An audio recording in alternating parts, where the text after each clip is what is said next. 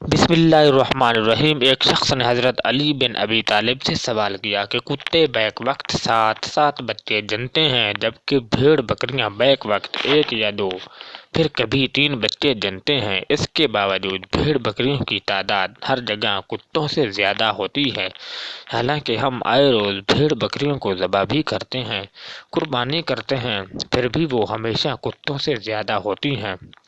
حضرت علی نے فرمایا، یہی چیز برکت ہے۔ اس شخص نے کہا، برکت بھیڑ بکریوں میں ہی کیوں ہے، کتوں میں کیوں نہیں؟